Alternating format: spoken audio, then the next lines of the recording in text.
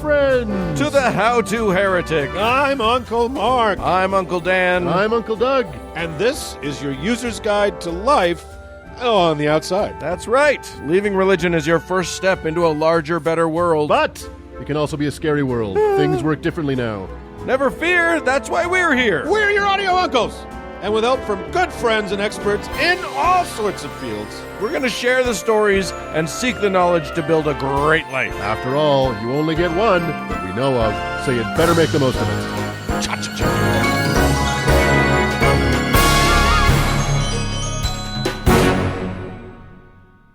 well, gentlefolk, Hello. Howdy do. uncles from across space and time, Avuncular friends. yes, Or across the room. the super uncles. I actually uncled, like real uncling yesterday. I took my nephew snowboarding. How about that? How about that? How avuncular is that? I'm a literal uncle. And is he an atheist now? We're working on it. You failed. Well, today we've got a hell of a show. I'm going to give people a perfectly stupid reason to get killed. True, Yeah. absolutely, very good. I'm going to heal us all once you get killed. And Okay. I'm bringing the game. Yeah, You are. we're going to have the game report, the fish and game report at the end of the show. So you're going to want to tune in for that because the trout are running.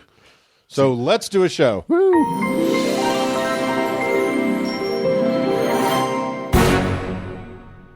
Hey, Doug, Here am I. do you like doodling? Are you an artist? I like doodling that could get me in really fucking big trouble. Well, is why what I wouldn't like. you? Yeah. I remember I when I was a kid, I would doodle a lot, and I think I did get in trouble for it sometimes. Did you draw boobs? Probably, Probably a penis. probably a penus. A penis on your desk and your teacher caught. You never know. I had the ADHD. It's not like I was paying attention to what I was drawing. I was just drawing just whatever possessed. came out. A lot of dicks. So, Well, you work in the medium you have. indeed. But I think, Uncle Mark, you're going to teach us all about ways that we, as grown folk, May draw yourself to death. can draw. I love it.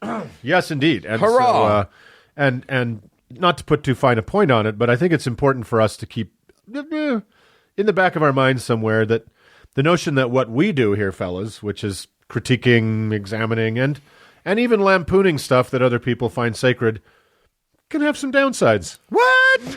Yeah, it's not all sunshine and rainbows. So, beyond the pissy tweets and the 1-star reviews on iTunes and the occasional huffy emails, lurks an even crazier threat.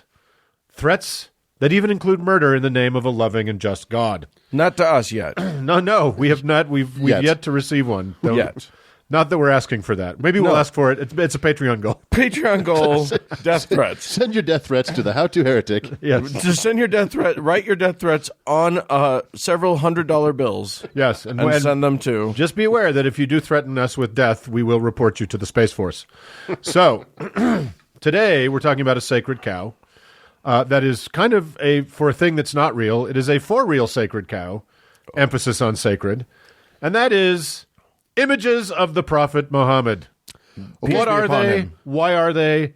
And how and when can you get in on this exciting new thing? I'll see you guys later. Yeah. Je suis Charlie.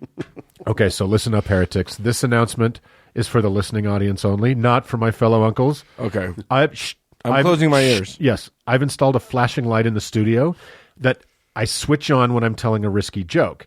That way, hopefully Uncle Dan won't get killed because of my dangerous but celebrated topical humor, okay? So when you see the light, you know not to murder him, okay? So light flashing means joke, right? Okay, back to the show. And speaking of images of Muhammad, Dan is just finishing a real humdinger of a portrait for his growing collection. What a masterpiece, Dan. Thank you. I can't tell where the Do you like the dick? I can't tell where the donkey ends and Muhammad begins. I think using real pubic hairs for the beard is a daring move. You really should work in the arts.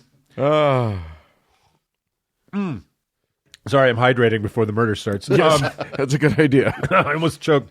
But seriously, anyone who's watched the news in the last couple decades knows that anybody, especially non-Muslim Westerners, that make so much as a doodle and claim it's a likeness of the Prophet Muhammad can find themselves sans head, or at least suddenly possessing several more holes than they were born with on a random Parisian afternoon.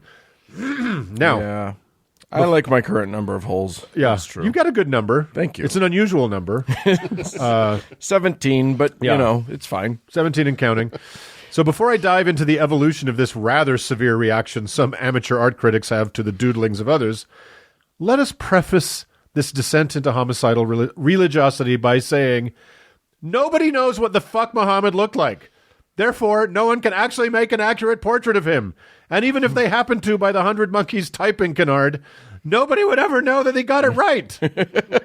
So let us embrace the underlying absurdity. Screams Mark right before the hot lead flies. You don't know what he looked like? My question is, how do those monkeys know? Right. What are they not telling us? And they're doing it on a typewriter, so it's that thing you learned in XO, space. in middle school typing class where you had to type a reindeer space, XO, space. So let us embrace the underlying absurdity of this whole high-capacity magazine kerfuffle with that knowledge. Well, there is one pretty hilarious attempt at a physical description of the prophet made by someone who knew him at the time he was alive, and verbal descriptions are permitted, guys. So all of our jihadi listeners, just cool your jets, okay? And here it is, the description of the Prophet Muhammad, the description. Okay. And I quote, "The apostle of Allah, may Allah bless him, is neither too short nor too tall.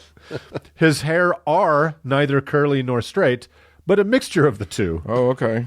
He is a man of black hair and large skull. His complexion has a tinge of redness. Okay. His shoulder bones are broad, and his palms and feet are fleshy. He has long al-masruba, which means hair growing from neck to navel. He is long of eyelashes, close eyebrows, smooth and shining forehead, and long space between two shoulders. Ooh. When he walks inclining, as if coming down from a great height. I never saw a man like him before him or after him." Swipe right. End quote. Exactly. There, So- I just drew this. You guys can see. Oh, Jesus. Is that good? Did I do it? Oh, How'd yeah. I do? That's Did I do a good job? pretty good. Is he long of eyelashes? And He's long of eyelashes. I couldn't really get the eyelashes in. 'cause he I was- does look like he's coming down from a great height. I'm just trying to figure out what a fleshy palm would look like compared to mine. What am I missing? You're pretty fleshy. Fleshier, I guess. You got flesh on that palm. yeah. And hair. Why is there hair on your palm? That's weird. Anyway, go on. So, what is it about depicting an image of an actual historical figure that gets some people so stabby? After all, Muhammad said of himself that he was just a man, just a messenger, and no one special. No doubt at the time he was having his wacky portrait drawn by one of those caricature artists at the county fair. So the Quran itself says nothing about it at all. Really? Idolatry is forbidden, Okay. but there are a couple of the hadith that forbid any creation of a human or animal figure. Oh, that's right. What are the hadith? They are comically non-credible things that it is believed the prophet said or did or meant to say. They were correlated out of thousands of oral anecdotes, scraps of paper, etc., long after his death, ascension to heaven on Barak, his magical winged horse. Right. I want to know how many of them are just things he meant to say. Right. I meant, let me tell you what I meant to say. He was going to say this. I'm pretty sure. I'm pretty sure what he meant by that was, What you he need was- to die, motherfucker. The way that what he meant to say was, It's hard to write with such fleshy palms. it's tough. So the hadith is kind of like the Quran light, but it's still taken seriously by Muslims, and the particular prohibitions against images of people or animals is taken very seriously, mostly by Sunni Muslims, who, it happens, are the vast majority of the Islamic world. So, Which is funny because, they don't object when non-Muslims make images of other people, any of the other people. no, The prohibition is against the creation of the images. like literally the guy, the fuckbags in ISIS that make videos, Yeah. according to their own imams, video images of human beings are haram. They're forbidden. Yeah. So you fucked it up, guys. So they're making videos. and then, That sick Imam. burn on ISIS. Leave me alone, Imam. So that prohibition from the amazing hadith may sound familiar to Christian ears, and indeed it should. It can be found in a very particular set of rules, Yeah. which are, for a second time in the Bible, in Deuteronomy. The second Jewish commandment states, and I quote, "You shall not make yourself an idol, whether in the form of anything that is in heaven above, or that is on the earth beneath, or that is in the water under the earth." We talked about this on some episode, but "you shall not bow down to them or worship them, semicolon, for I, the Lord thy God, am a jealous God," Meh. indicating other gods, "punishing children for the iniquity of the parents to the third and fourth generation of those who reject me, but showing steadfast love to the 1,000th generation of those who love me and keep my commandments, unless your name is Job and the devil tricks me, Almighty God, into a wager." He did not continue. Right. So, even though this is clearly spelled out in the only list of rules that matter to American Christians, in fact, they matter so much that, that we must have them in every courthouse and school and park in the land, they oddly fail utterly to obey that commandment. Right. As they do most of the others. But rules are for the sinners in America, never for the righteous, as our great Christian president proves in spades. So, Yeah. But what that unloved commandment demonstrates about Judaism and Christianity is the same foundational impulse the Hadith demonstrate about Islam, which is that they are all originally aniconist religions, meaning they all forbade the artistic depiction of God's creation. Aniconism is the idea that creating such depictions is an arrogant challenge to God's divinity, and is also a reaction to the idolatry of the polytheism that pervaded the area at the time. You know who the least Christian or the least godly human ever was? Tell me. Norman Rockwell. Yes. Always making images of people. He was the devil. Like a Or any various Instagram influencer. right. Well, yes, those are actually really. Yeah, So anyway, they truly are. Judaism mostly gave up that restriction, and Christianity not only discarded the commandment, still very much on the book they carry around but never read, they fully embraced figurative art as a way to propagandize their aggressively missionary faith and to educate and intimidate the masses of illiterate tithe payers. Yeah. Every single cathedral you've ever been to is made out of paintings and statues, right? So, am I saying Muslims are better at religion than Christians? Yes. Yes, I am. Yeah, they kind of are. Yeah, in the same way that any fundamentalist is living their religion more truly than the moderately religious person, right? They take it to the logical conclusion, which if you believe in the magic of, if you believe in what you pretend to believe in, you have to do. Yeah. I mean, You have to go all the way. these ideas are kind of all or nothing. And Right. The fact that people have kind of found a 50-50. Either God said it or he didn't. Either you're supposed to believe it or you aren't.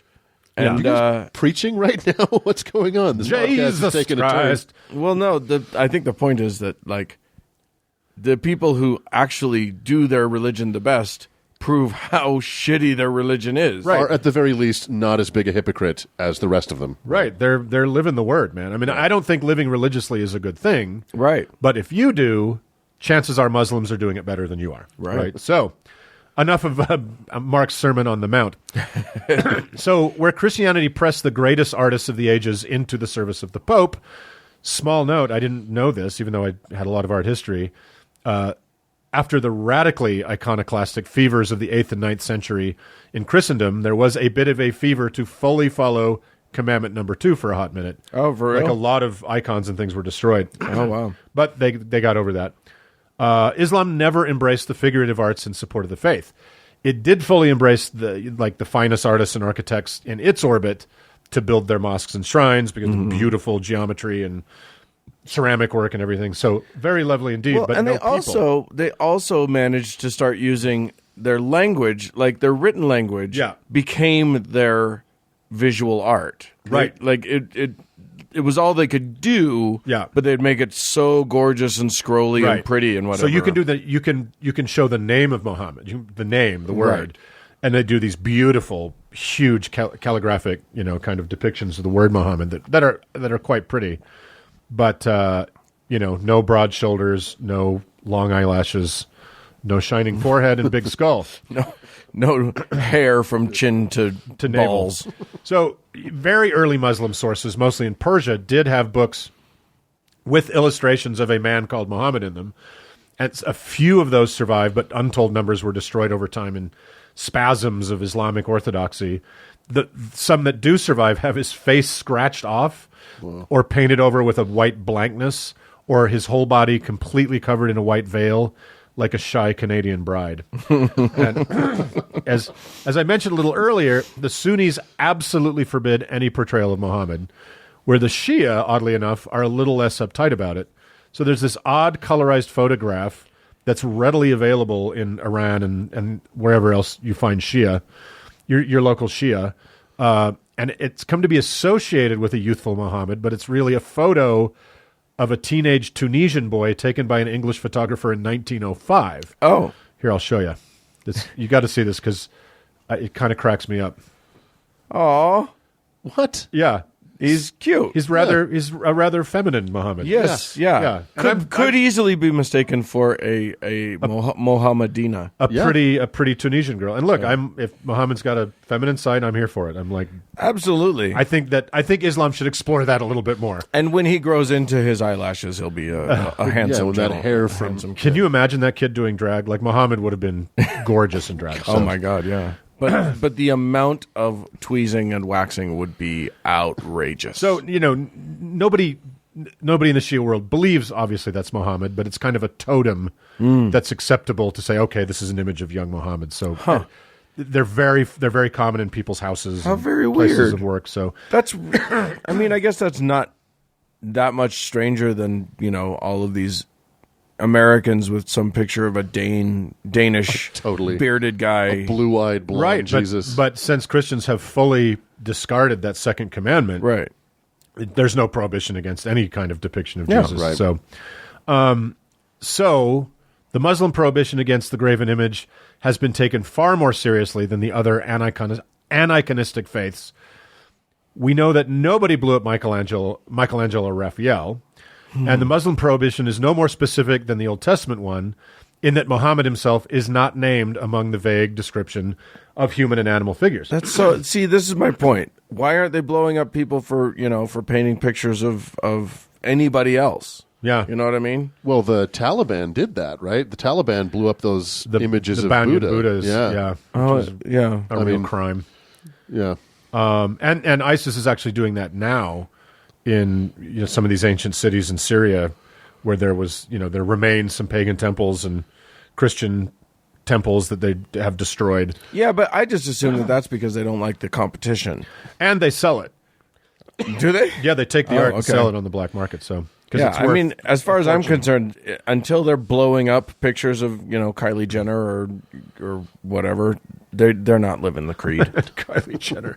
So, for whatever reason, what started as a general rule against living figures then evolved into a prohibition against images of the prophet, has in recent years really weaponized into one of the defining characteristics of Islam in Western eyes. Yeah. I think this has mostly to do with continued Western imperialism in the Muslim world and the limits of human tolerance for indignity and persecution. I mean, it's bad enough that plutocratic Western countries bomb their countries into rubble for the crime of wanting to control their own natural resources. But then some Christian assholes want to make a cartoon of their sacred prophet or desecrate the Quran. I kind of get the anger. It's still not right, but it's hard not to see the angry logic of it. No, I get the anger. It's still not okay to blow people up. No, it's generally even their own religion does forbid that at some point. So how much can a person be expected to take, especially when they have a belligerent nihilistic religion fanning their rage? Right. So the really high-profile incidents of violence surrounding images of Muhammad are pretty recent. There have been non-mocking Western images of Muhammad that have stirred controversy, most famously in the U.S. Supreme Court chambers built in the 30s. An artist wanted to bring some gravitas to the proceedings by creating a sculpted frieze above the judges of great lawgivers from history. So there, among Confucius and Solomon and Hammurabi and Moses, is Muhammad. You know where there's one of those right here in our own town? Yes, and it was a little bit of a controversy at the University of Utah. A huge controversy at our own alma mater. Yeah, up there. I actually drove up there because I was reading about it. I drove up there yesterday to look at it, but the building was locked. So it's still there, and he's still there. But they painted over the name. The name's not there. So there's all these homos from the Enlightenment and the Renaissance. There's like Moses, and there's Shakespeare, and there's Darwin, I think. Yeah. And then there's brown guy with turban. Yeah, exactly. Yeah. Which is ironic because you can say his name, but you can't have his face up there. Well, yeah. Yeah, Would've you better- could. They Right. could. What's funny is that they chose Yeah. to get rid of the name, but they Right. could have just gotten rid of the body and left the name. That would have been pretty funny. Just Muhammad and blank. I'm quite delighted that they didn't succumb to that pressure. But it is funny. You can write the word. That's no problem. the Right. name. But that's what they covered. Yeah. But it was a historical. It's a historical thing. They legally couldn't paint over it. So Oh, really? yeah. So Oh, how anyway, funny. as far as the one in the Supreme Court, and again, it's not mocking. It kind of honors him. That's the point of it. Right. So several polite attempts by the embassies of Muslim governments have been made to have it removed. So far to no avail. Although there's renewed hope Brett Kavanaugh might steal it as part of a fraternity initiation. Let's pin all our hopes on that guy. But well-meaning depictions aside, Somebody's issue that dare. Yeah. Somebody in D.C. he likes beer. He still likes beer. I like beer. So mocking and critical depictions have been around for quite a while. In the 29th canto of the 14th century epic poem Dante's Inferno, which we'll cover in depth another time, Muhammad wanders one of the lower circles of hell, his naked body split from chin to groin, Yeah. with his guts hanging all out, And all that fur. and all that fur, as gruesomely depicted in Gustave Doré's amazing engravings for the book. You can see him pulling his chest open and everything's just hanging out. Several depictions of Muhammad burning in various hells exist in cathedrals and other artistic works of the time. But it is the modern age where we most often find the cartoon meets the kaboom. So, thank you. Starting in the early 2000s, in a world out of whack following the attacks of September 11th and the wargasm of violence that followed, cartoonists, especially in Western Europe, began depicting Muhammad in editorial cartoons as either a comically absurd primitive idiot or a conniving nihilistic terrorist. Mass protests and threats of violence and murder followed. So here are two examples of how bad things had gotten. First, French satirical newspaper Charlie Hebdo. They had a history of brutally lampooning everybody. Yeah. They had targeted They're the Muhammad Mad before. Magazine of there. They're a very political, hyper-political Mad Magazine, Yeah. and they exist to take everybody down a peg. Right. So they had targeted Muhammad before, but in 2012 they did a series of cartoons, many of them featuring the Prophet naked. Their office got firebombed, but no one was hurt. And then in 2013 they announced they would make a rude comic book of the life of the Prophet.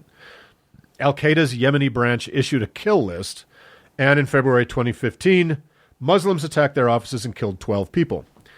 Remember when you were a kid and your mom said cartoons were bad for you? You have been warned.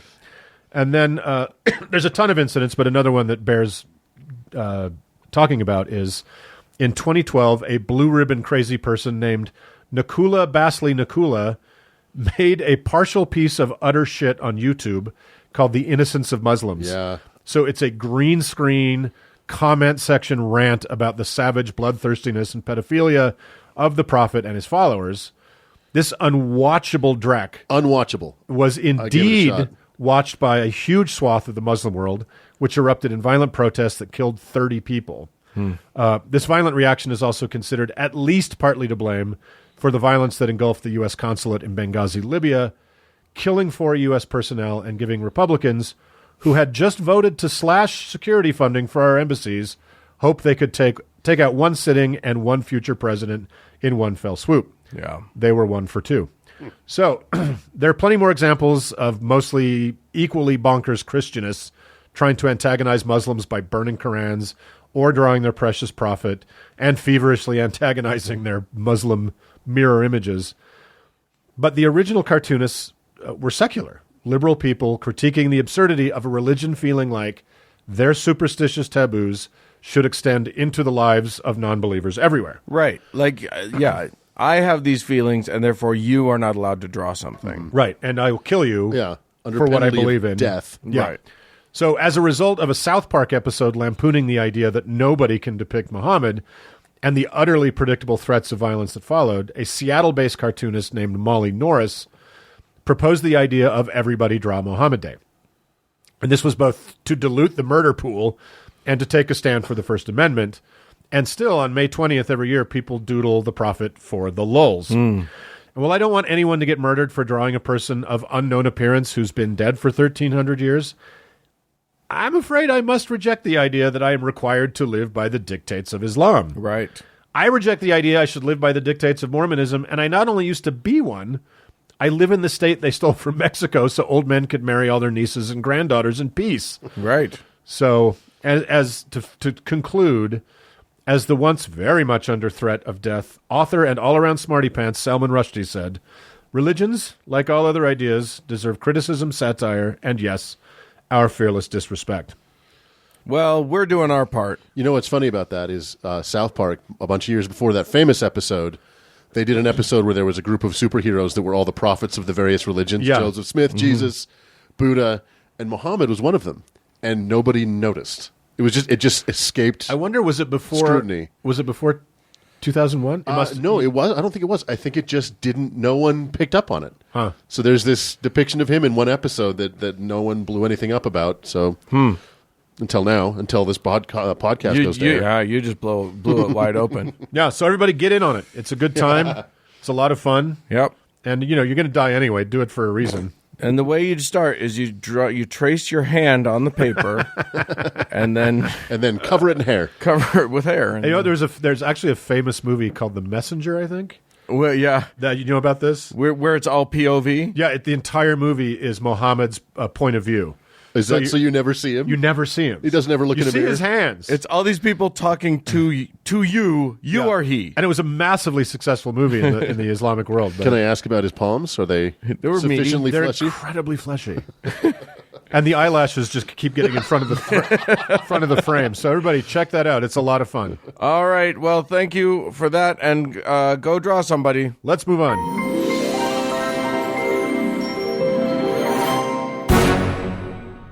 Uncle Doug, Uncle Mark. I find that the best medical treatments available are the least examined. Don't you think? That is a tenet of modern medicine. Like, who cares about these eggheads and PhDs and blah, blah, blah? I mean, I want results. I think Hippocrates was the first who said, "Enough with the science already. Just fix him." Just get to the bloodletting. Yeah, so I wonder, Uncle Dan, if you know of some remedy for my humors. Oh, I can cure what ails you. Yeah? That's for sure. All right. But I want to start with a personal anecdote, Okay. if I may.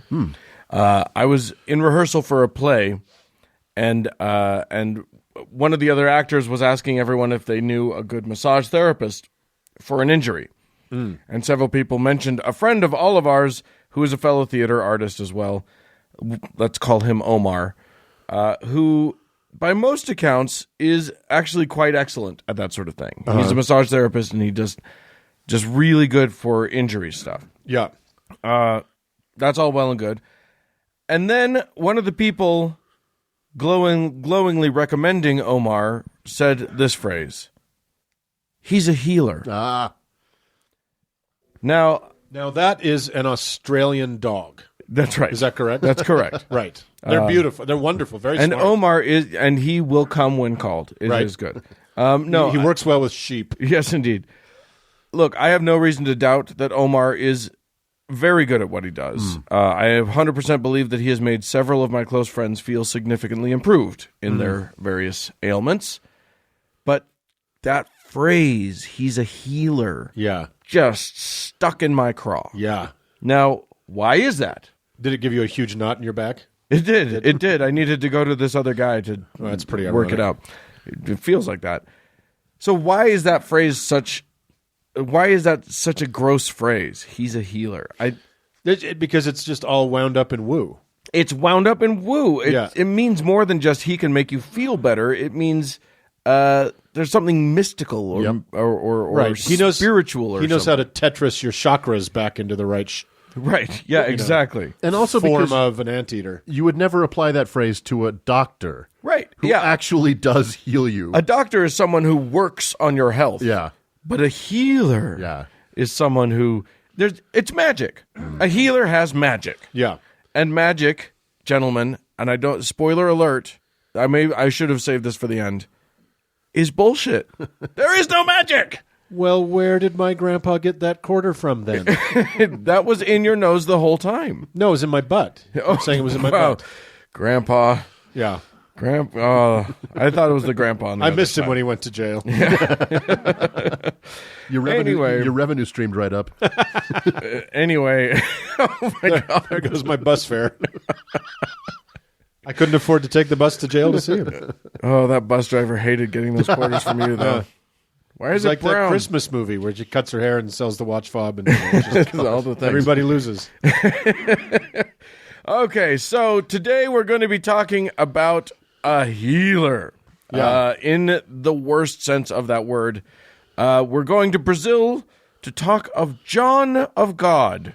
John of God. John of God. This Humble is moniker. João de Deus Yeah. in his original Portuguese, which I assume I pronounced perfectly. Perfectly. He is a healer in the creepiest, cheesiest, wooiest sense of the word. Thousands of genuinely afflicted people from all over Brazil and the world, The world, right? flock to his little compound daily. He's like in the middle of nowhere, right? He's kind of The middle of fucking nowhere, Brazil, about 170 miles away from Brasilia, the capital. right. He's still going now. And Brasilia is kind of in the middle of nowhere. But, Right. Yeah. Yeah. This is just like nothing. And he's got a huge, the whole town, it's a company town. It is just his giant compound filled with people all dressed solely in white, which is the dress code. Yeah. And then like 8 cows and a field. Even after Labor Day. Yeah, right? Wow. Someone should tell him. Yeah, and there is at least a veneer in the clothing and stuff of doctorness, right?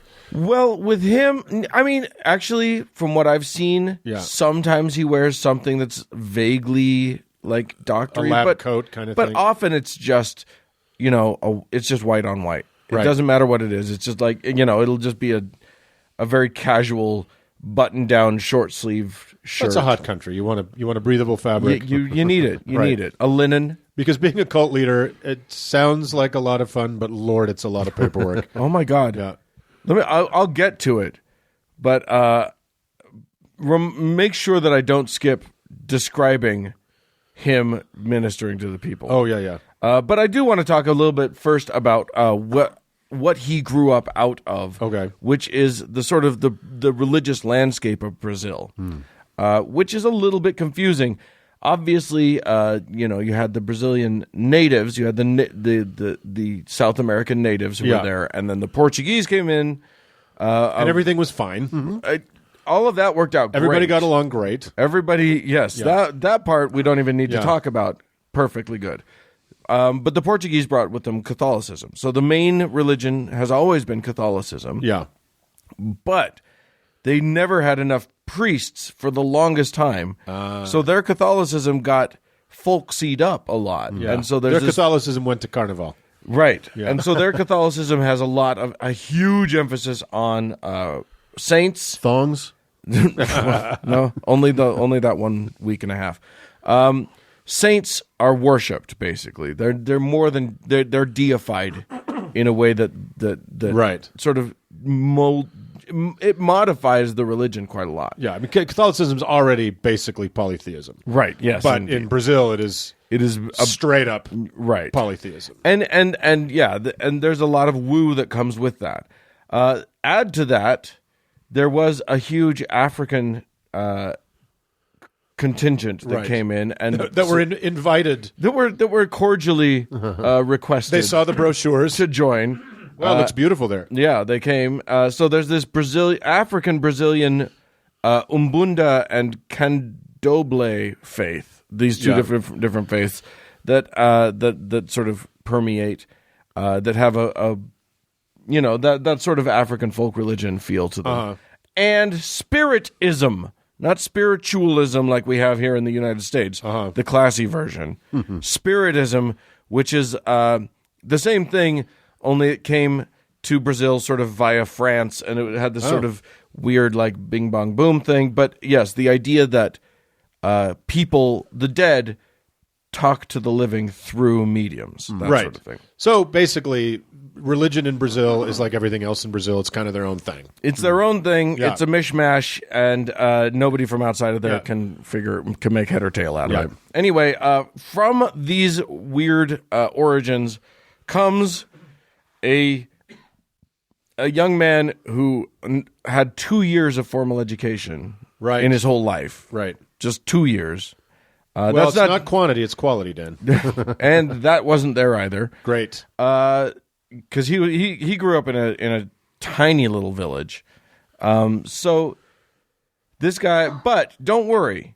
If you're worried about a man with almost no education to speak of performing medical acts, do not worry, Sure. because he channels the entities. Right. And the entities include people like famous Brazilian doctor Oswaldo Cruz, Yeah. Saint Ignatius, King Solomon, Saint Rita. King Solomon's vast knowledge of the endocrine system. Yeah, the only prescription we know from King Solomon wasn't a great one. Yeah, well, every now and then if you got to split a baby, you split a baby. Yeah. Oh, you've got typhoid. You'd be better in halves. So what happens is these people, he doesn't now, his version is what's known as unconscious channeling. I think that's what it's called, which means that these people don't just talk through him, they take over. So does he kind of a trance-like thing, or Theoretically, although it looks like at this point he's kind of given up on the theatrics entirely. It's sad these days, and I'll get to that. It's like late stage Elvis. Oh He's my not God. even really trying anymore. Oh my God, so much like that. well, a little like P.Z. Myers and Ramtha, right? Where she just gets drunk and yells at everybody in the audience. Yeah. Now he performed. Now a lot of his stuff is done through meditation. He has people in meditation rooms that he calls current rooms, where the current of their meditation, the vibration builds up in a current, like an electrical current. Right, because that's real. Because that's all that makes sense. Yeah, that's a real thing. And that helps everybody. It magnifies all of the power that the entities have. Well, they ran out of diesel for the generator, so they got to develop. I feel like it should have sound effects. Apparently, some of the meditators do make like real spooky hissing sounds and stuff. Well, got to put on some theatrics for the put audience. on a show. Something anyway. Then the other thing that he'll often do is prescribe you a set of pills that he produces. They are all just passion flower extract, which, by the way, I looked up passion flower. It's a really cool looking flower. But everybody gets the same pills. You have to have a prescription from him, but everybody gets the same pills. But the idea is that when you get your pills, don't give them to anyone else, because the entities have imbued your bottle of pills With exactly what you need. For your ailment. Right. And if so if I gave you, Doug, my pills, Right. it wouldn't clear up that thing down there at all. Right. Because my thing is for, Can I give it a shot? I really need help. Yeah, you probably should. So when you go to the pharmacy after he prescribes you, is it still the same process of like waiting half an hour while they fill your prescription? Oh, everything there is waiting. Yeah. Everything there is waiting. But no, that one actually, because everyone gets the same pills, you just hand money over and they just give you a bottle from the one box of pills that they've got. And then also you can buy blessed water and various artifacts that have been blessed by the entities. Right. So Daddy's got to eat. These will all fix you. Yeah. But the big deal, the big tent attraction is John of God himself, and he has some amazing tricks. Whenever you see pictures of him, he's always got something up somebody's nose. And I know. I've seen the film of this, and it is ghastly. This is how he convinces, like his stuff. So, imagine, if you will, a scissor-looking thing. It's a set of forceps. I want to leave. It's about 7 inches long. Oh my God. and he starts squirreling around. He takes a little bit of gauze on the end of it, and he starts squirreling around, and then in somebody's nose. And then suddenly, up to the handle, all the way up into that person's nose. Yeah. Now, it's an alarming thing to see. Yes. I will admit. However, it is not surgery. You'll be shocked to learn. It is not. This is what he calls surgery, by the way. Okay. And the gauze often comes out bloody. Oh, Which, fuck. Well, yeah. yeah. You cram a pincer your of gauze sinuses. 7 inches into anyone's body, you're going to get blood. Well, as you know, the inside of your nasal cavity is the membranes are quite thin, so Yeah. you can easily scrape it and get some blood. Here's the thing: what he's doing is an old sideshow trick. Right. If you've ever been to a circus Because sideshow, you actually or whatever, do have a very deep sinus cavity. right? There is a hole that goes way back in there if you find it, and you're not going to hurt the brain because the brain's actually like surrounded by bone. Unless you keep it going. No, well, you'd need a drill because Sure. there's bone. Right. But it's Or a running start. it had been done in India for a long time as a trick, and now you'll see somebody with a big old 4-inch long nail that they'll pretend to hammer into their face or whatever. Like I just make a recommendation to our listeners: do not Google image this. yeah, and don't do it. Don't try it at home. Also that would be a stupid thing to do, but it's relatively safe. And it's one of his big convincing tricks. Right. Other tricks include scraping the eyeball with a blade. Oh, God. Without anesthetic, and cutting, sort of superficially cutting skin with a scalpel without anesthetic. Now, they always claim that people don't feel a thing or whatever, but I actually saw a video of him cutting a guy with a scalpel, and the guy is doing his damnedest not to feel a thing. To be brave. But is squirming like a motherfucker. Yeah.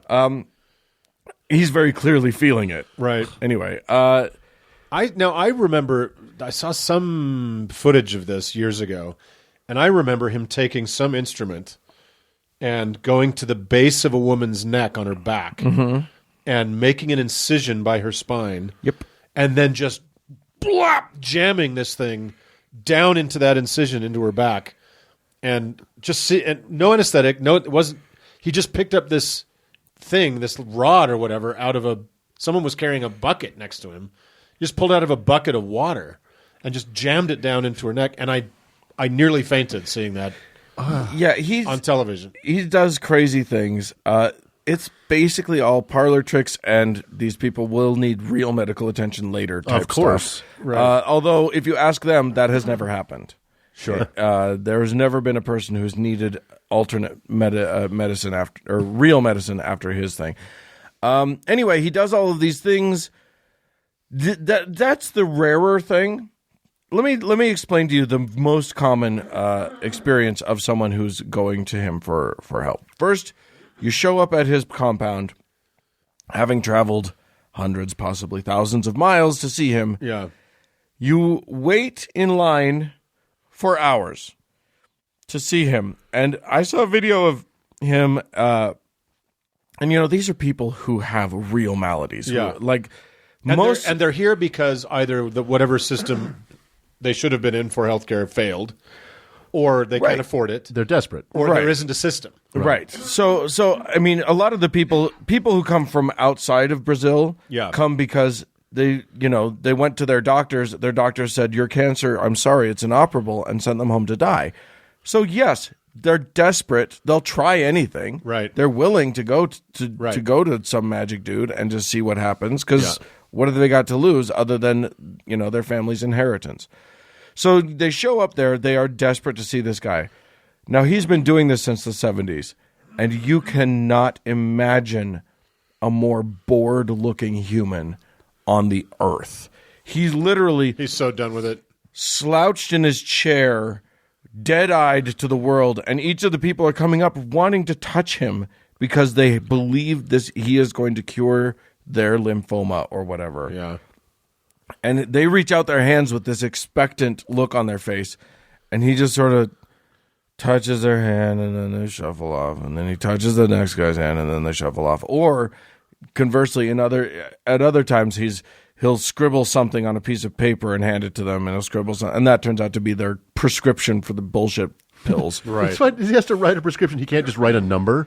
He doesn't even write. He doesn't write anything. He just scribbles. He just writes a little scribble that's illegible. Do they tell him what their malady is, or is he supposed to just intuit it? Apparently, I think they do. Yeah. He's clearly not listening. Right. And then, then you're scurried off into another room where you do your meditating for hours. Don't cross your arms or legs. With an insane nosebleed. Right. Well, no. You haven't had that yet. Oh, okay. All you've done is just waited in line for hours to touch the man's hand. Yeah. And then you're shuffled out. Then maybe later, then you get your pills, then you get your water, whatever, and then maybe later you'll be asked if you want surgery, and you'll say yes because you need to have your thing fixed. The vast majority of the surgery that happens is what is called invisible surgery. And this is when you go into a room and you sit quietly in that room with hundreds of other people, and the entities surgery you as you sit there without your knowing about it.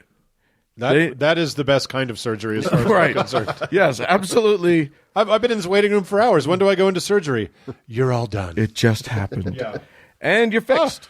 I love it. And voila, you are fixed. Yeah. So great, go home. And they actually tell you to be careful and to sleep it off and to like also you're just act as though there are sutures that could be popped if you can't run or whatever. Oh my God.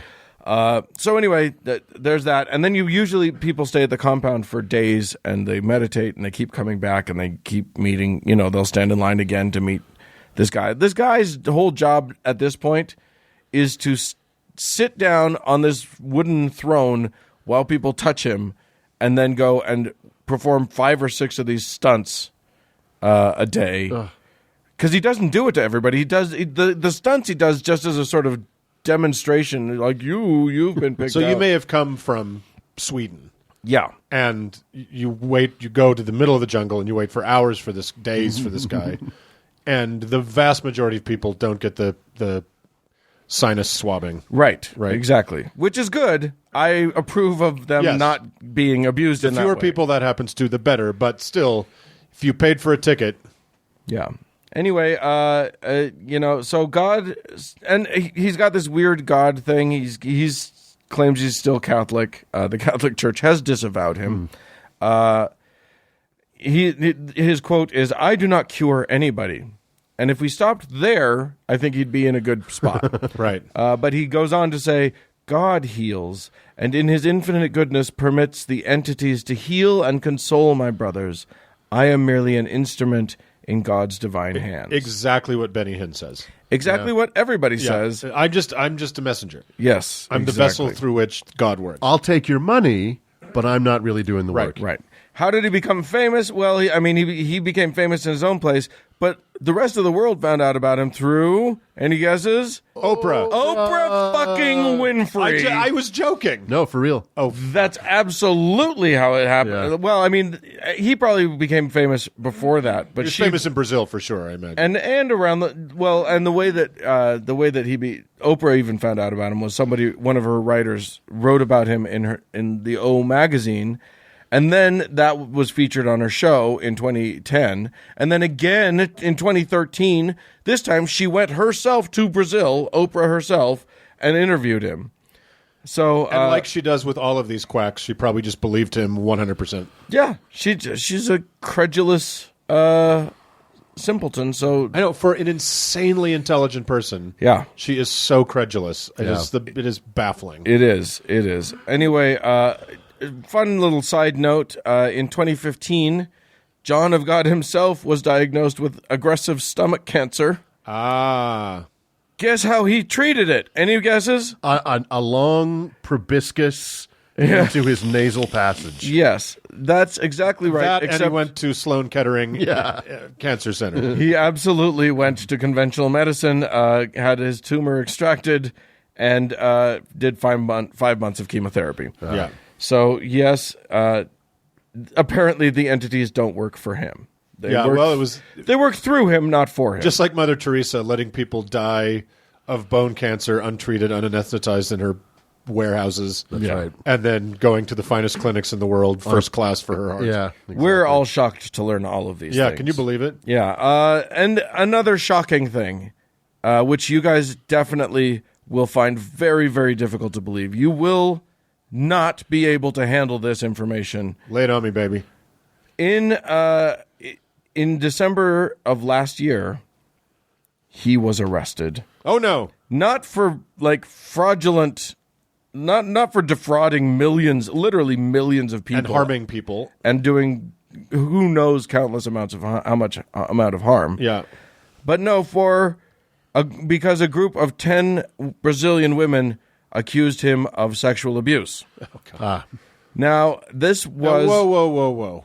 We're talking about cult leaders here. This is not a thing. You would think that This that is would be not impossible. a thing that happens, yes. There had been rumblings of other accusations before, but this The took reason off... I say it doesn't happen is because they're grown people. Right. They're adults. Right, you'd Right. think. Well, let me get there.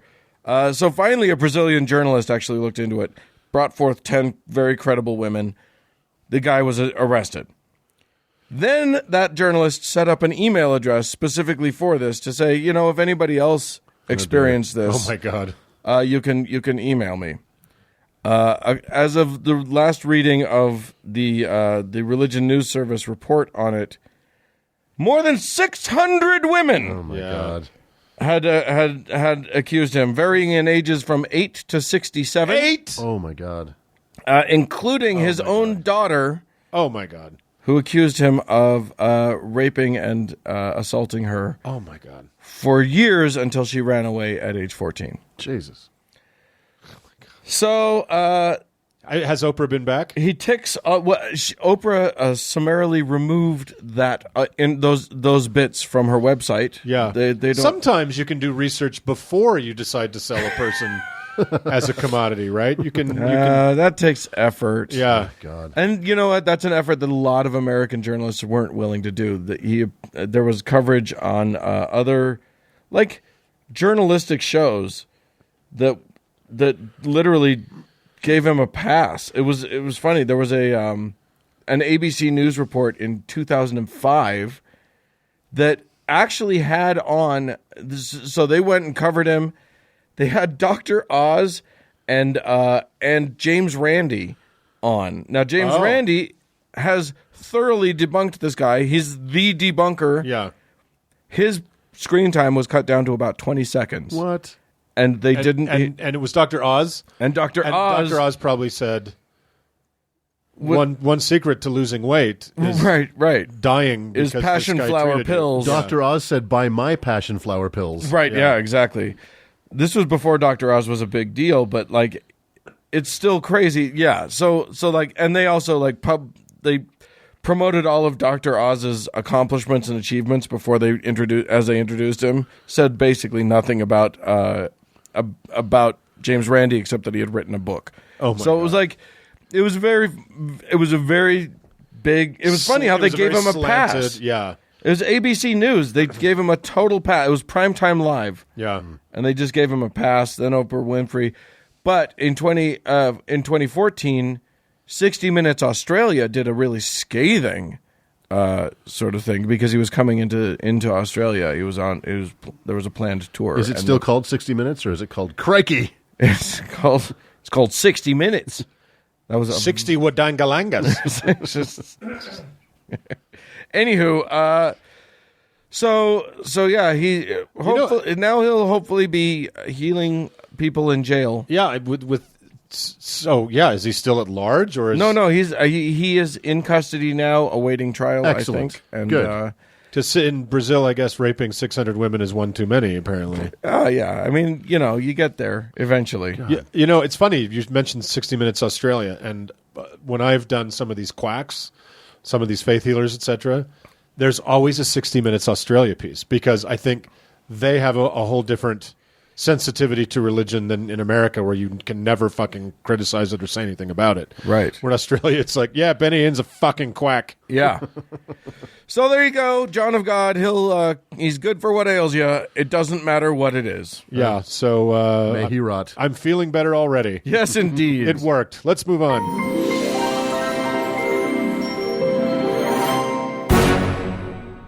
Oh, fellas, You know, I got thanks in my heart. you have gratitude. I got it's an attitude of gratitude. Yeah.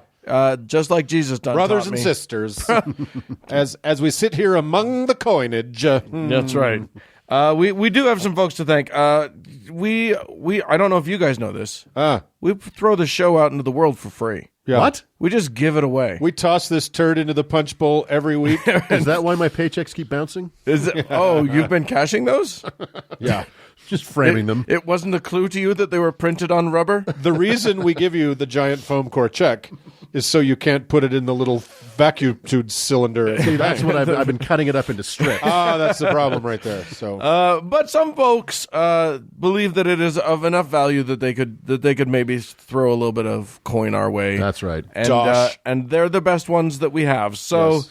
today we have a couple of people to thank. Thanks so much. Go to Robert and Russell, who are this week's heroes. If you would like to help us out, maybe make it sound a little better by having more than 2 names for us to say in the patron section. Yes. You can do so by going to the howtoheretic.com without the. Don't say the. No. Just howtoheretic.com. yes. And then you click on the Patreon button, takes you there, you sign up.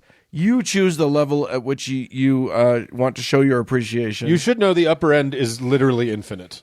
Correct. Yes. There is no upper end. You can go. There is a lower end. So really, you should be exploring in those higher ends. Try for the upper end. See if you can find Something it. north of 0. and if you do that, we will show our gratitude. The Earth's going to be you. dead in 12 years. You don't need the money. We do. The rapture will happen. You're going to be taken There's up. going to be a rupture eventually. Don't let that coin end up in your pants on the floor. That's right. Give it to us. Yes, indeed. And if you can or can't contribute at the maximum infinite level, please go to anywhere you can give us 5-star reviews. We've had some very nice reviews in the past week because I think our begging is starting to drive y'all crazy. So please go ahead and do that. It really helps us out, and more people hear this, and we can all blaspheme together in a pot of boiling shit in hell. In the name of Jesus Christ, amen. Moving on. Uncle Dan, Yeah. no more games. No. All of the games. All of the games? I reject your idea and replace it with my own. How about just one more game? I'm game. Here's the thing. We need a game show theme song. is We what do. need. We do. Yeah, Cody, we need a game show theme song. It has to be original, Cody. You have to write a new one on the spot. Yes. Right. So it's time for everyone's favorite game. Yes. Square That Circle, Square That circle! which I think we've played one time previously. Yeah. But here we go. And it was nobody's favorite. So let's. No, it bombed pretty bad. I'm just So, kidding. It Let's was dust it lovely. off and bring it back. Yeah. iTunes actually removed that episode. They just expunged it. Yeah.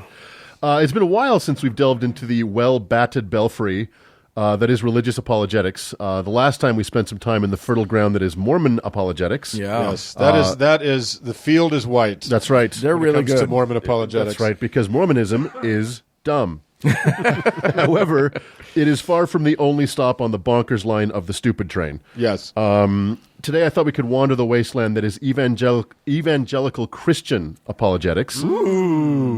Now, I Christianity... think that can be boiled down to bitches be cray. That's right. Right?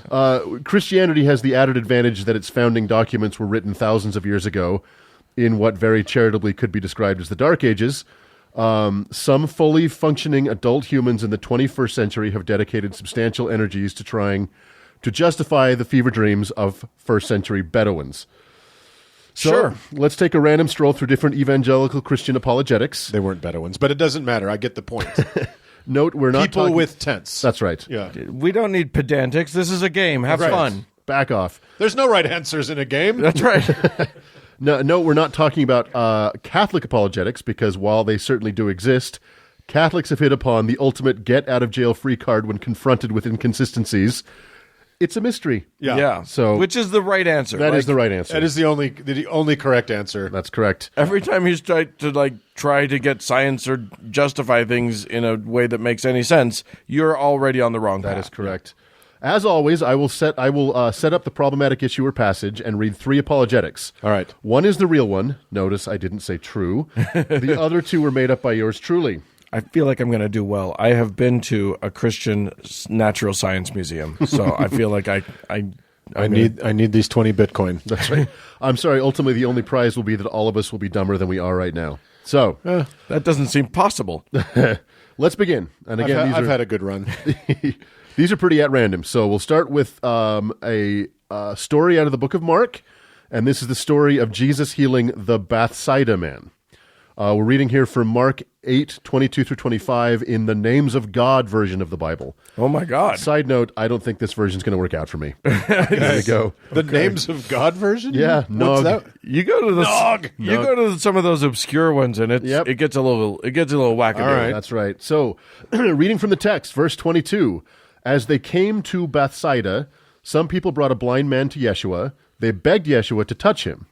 Yeshua took the blind man's hand and led him out of the village. He spit into the man's eyes and placed his hands on him. Yeshua asked him, "Can you see anything?" The man looked up and said, "I see people. They look like trees walking around." Then Yeshua placed his hands on the man's eyes a second time, and the man saw clearly.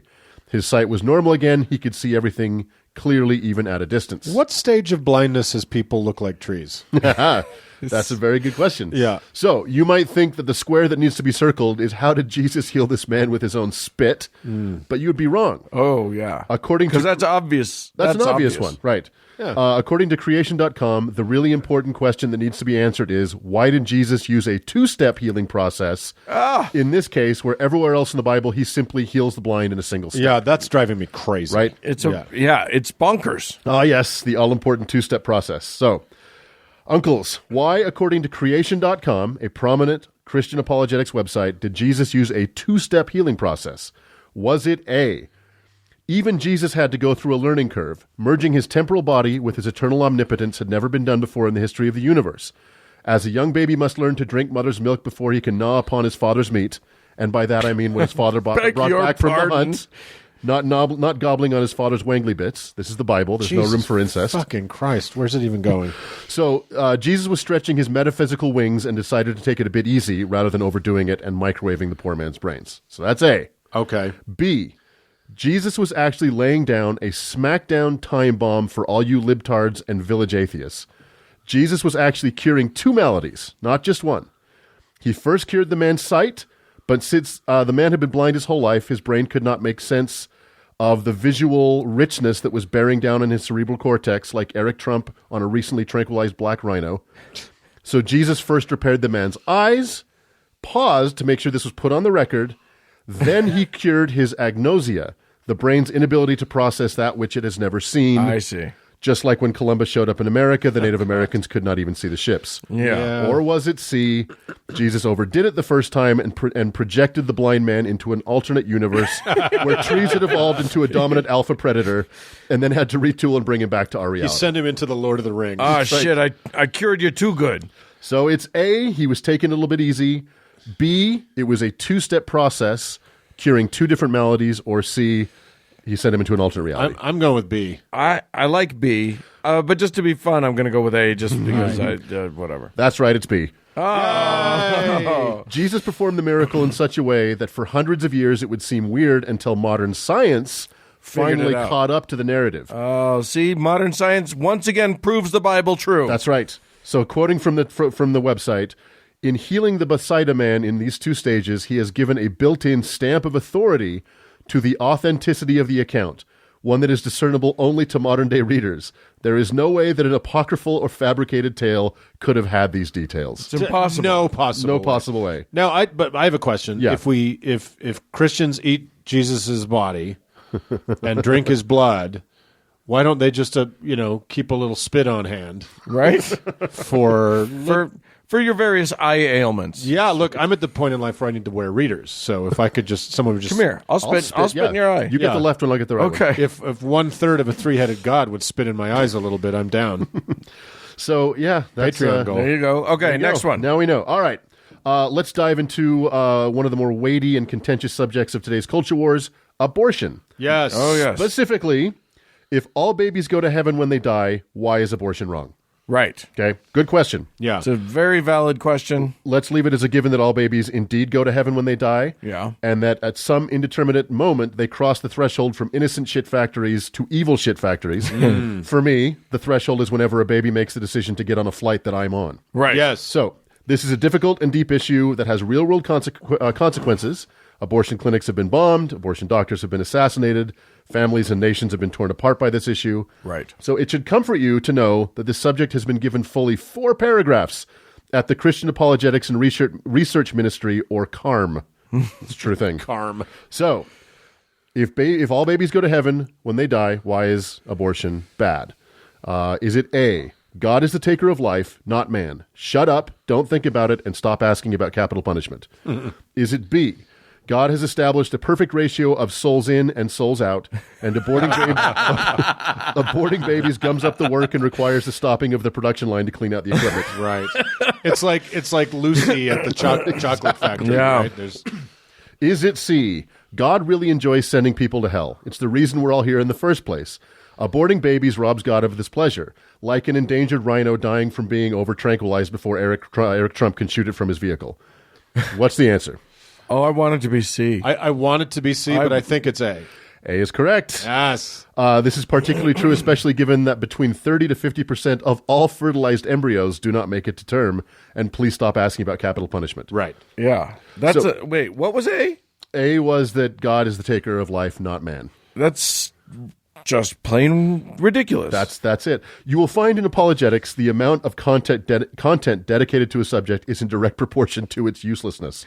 What's great, what's delightful about the abortion question is that they don't have any scripture to help them. Right, because exactly. It's not mentioned except in some scripture where there's specific instructions given to commit an abortion. That's correct. Yeah. Yeah, well, it could have been C because there is plenty of Christian gravity behind God enjoys sending people to hell, so you don't get in the way of that. That's true. Right. Don't cock block. Now, that might be true for us. It's certainly not true for the Christian Harm. Apologetics and Research Ministry. Right. Lastly, what about this whole resurrection nonsense? Well, the whole of Christianity hinges on the resurrection. Right. In fact, no less important scholars as Josh McDowell, C.S. Lewis, and Lee Strobel attribute their conversion from atheism to Christianity to the literal and undeniable truth of the resurrection of Jesus. Yeah, it's undeniable. How could you deny it? Right. So, what undeniable argument is put forth on probe.com, a leading Christian apologetic site? Probe? Probe.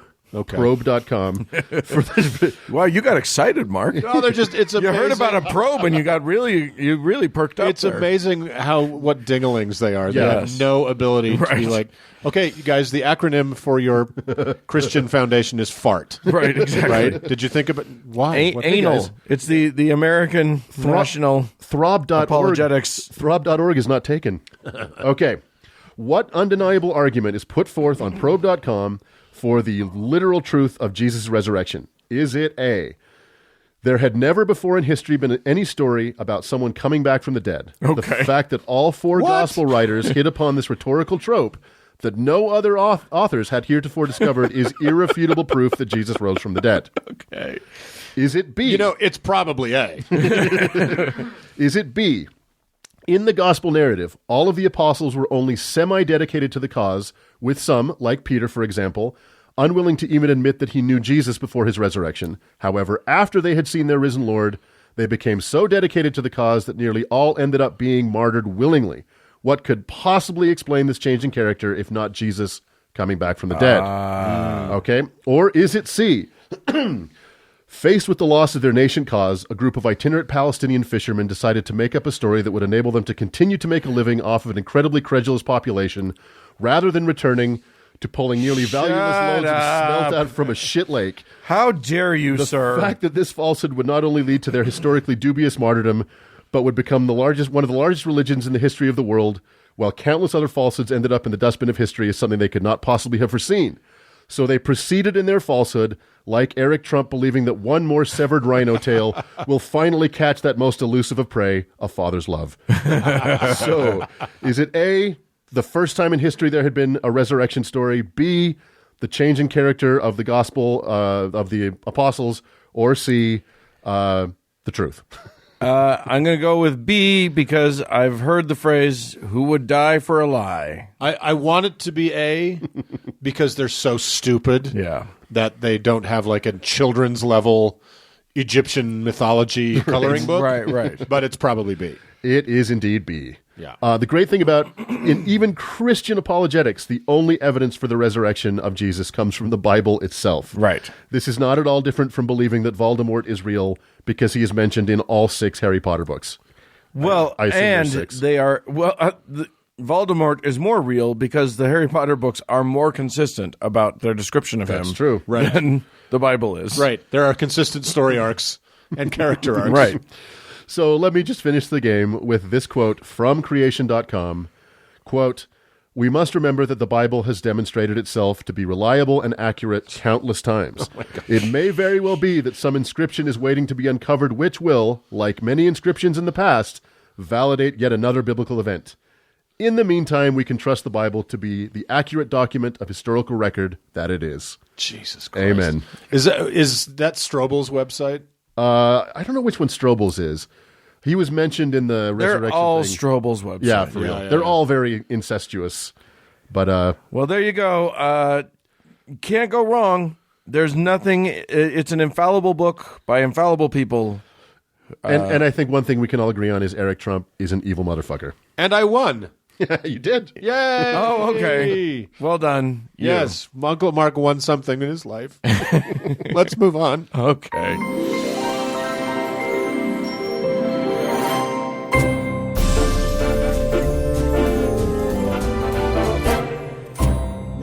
Well, friends, that is it for this week's show. Hey, we'd love to hear from you. Send us an email at howto@howtoheretic.com. Or if you're one of our very eager beaver jihadists looking for Dan's home address, give us a call at 903-88-HOW-TO, which is 903-884-6986. I'm also on Twitter at HowToHeretic. I live at Mark's house. Anyway, thanks so much to our patrons. You're the wind beneath our wings. And thank you, Cody, for this month's contribution to the Draw Muhammad contest and for editing the show. And thank all of y'all for tuning in. Bye, friends.